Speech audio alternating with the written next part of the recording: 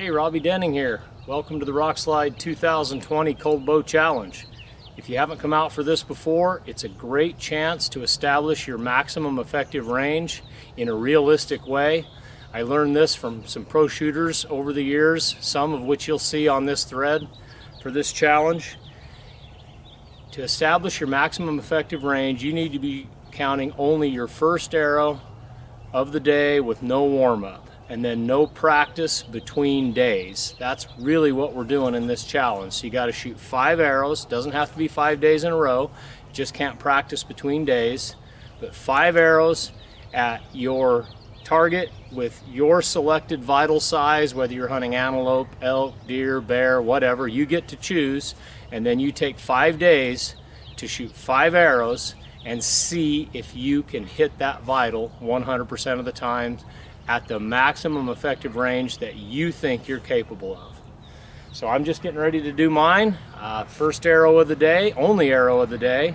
I've got a 8-inch circle on my target down there to represent the vitals of a mule deer.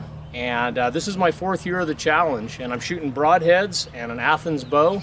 The very first year I shot the same bow, but I was shooting field points, so I was shooting 70 yards. But the more I got thinking about it, I thought, well, that's not realistic because you don't hunt with field points. And sure enough, over the last 3 years, I've had to shrink that maximum effective yardage down to 55 yards is what I'm going to go with this year. It's humbling, but that's what this is all about. And if you've ever had to track a wounded animal, you'll know what a terrible feeling that is. And this is designed to help you establish your own maximum effective yardage so that that doesn't happen, or we can at least minimize the chances of that happening. So here goes my first arrow of the challenge.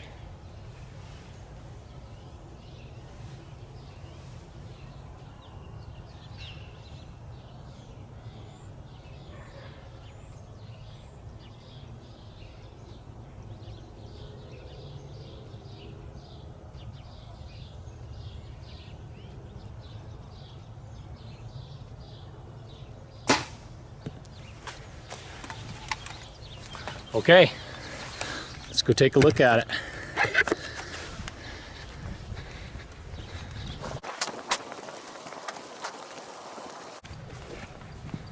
All right, I'm in the money on day one. And I'll tell you what, I've been out here practicing for a couple of weeks, and that one arrow that I just shot, more nerves involved in that shot than anything else I've shot in the last couple of weeks. There's just something about it when you know you've only got one arrow to shoot and to get it right, just like on the mountain. So we'll see you guys over the next 4 days for this challenge. For me, I'm planning on shooting every day, but if the conditions are bad, high wind, just doesn't feel right, then I'm going to pass those days. And you should do the same. Any shot that you feel like you wouldn't take on the mountain, pass that day up. You won't disqualify yourself by missing a day. The only way you can disqualify yourself is by practicing between arrows. So it's 5 arrows over 5 days, even if the days aren't consecutive. So good luck.